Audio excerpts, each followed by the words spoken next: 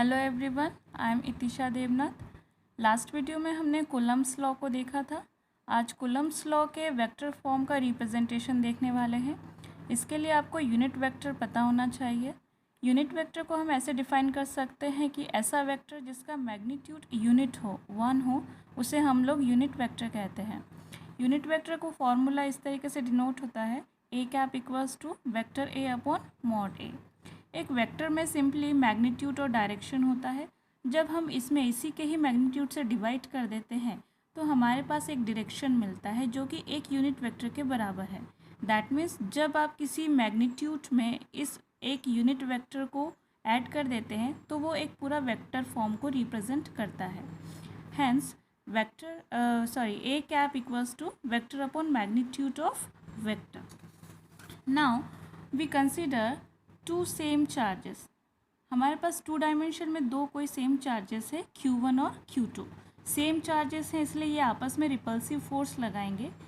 अब इसमें फोर्स देखिए, जब एक चार्ज के ऊपर दूसरे चार्ज के रिस्पेक्ट में फोर्स लगता है तो हम लोग उसको इस तरीके से डिनोट करते हैं, F12, और यहाँ पर हम लोग उसको डिनोट करेंगे F21। 21 मतलब सेकेंड चार्ज पार्टिकल पे फर्स्ट की वजह से फोर्स लग रहा है, और यहाँ पर Q1 पर Q2 की वजह से फोर्स लग रहा है।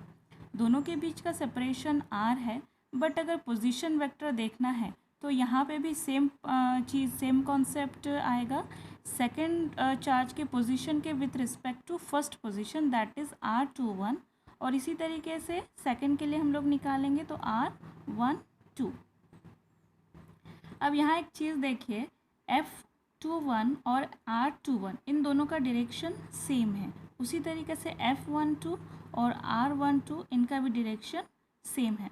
सिंपली कूलम्ब्स लॉ से हमें पता है F equals to 1/4 pi epsilon 0 Q1 Q2 upon R²। जब हम लोग फोर्स Q1 की वजह से Q2 पर निकालेंगे तो हम उसे इस तरीके से रिप्रेजेंट करेंगे, F21 equals to 1/4 pi epsilon 0 Q1 Q2 upon R²। But यहाँ पे हमें एक position with respect to charge particle है, इसलिए हमने यहाँ पर R12 का स्क्वायर लिखा है, और इसे वेक्टर फॉर्म में लिखने की वजह से हम यहाँ पे यूनिट वेक्टर को ऐड करेंगे, that is R⁴1। Unit vector का फॉर्मूला अभी मैंने आपको बताया था कि वेक्टर अपॉन मैग्नीट्यूड। सिमिलरली अगर आपके पास Q2 चार्ज की वजह से Q1 फोर्स पे जो फोर्स लगेगा Q1 पर, उसे हम इस तरीके से डिनोट करेंगे। बस यहाँ Q21 की जगह पर आपके पास यहाँ पर 1 2 आ जाएगा, और यहाँ पर पोजीशन वेक्टर में भी आपको टर्म्स चेंज करने हैं, 1 2 का स्क्वायर। वेक्टर यूनिट फॉर्म में आप इसको इस तरीके से लिखेंगे, R12 equals to vector R12 upon mod में R12।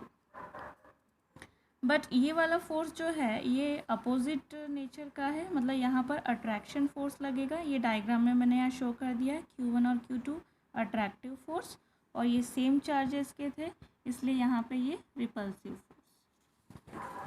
सिमिलरली जब हम इसको 3 डायमेंशन में देखते हैं तो सेम कंडीशन आएगी।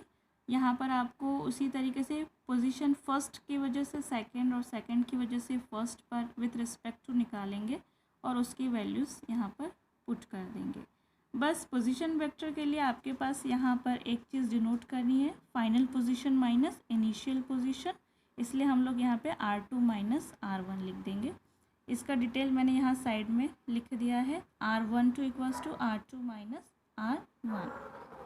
ऐसे ही सिमिलरली सेकेंड चार्ज पार्टिकल के लिए आप फोर्स निकालेंगे। हम ये देखते हैं कि दोनों फोर्स की वैल्यू सेम है, बट डायरेक्शन अपोजिट की वजह से ये माइनस में आ जाएगा, तो F12 equals to minus F21। That means ये कहीं ना कहीं न्यूटन्स के थर्ड लॉ को भी फॉलो करता है। Thank you.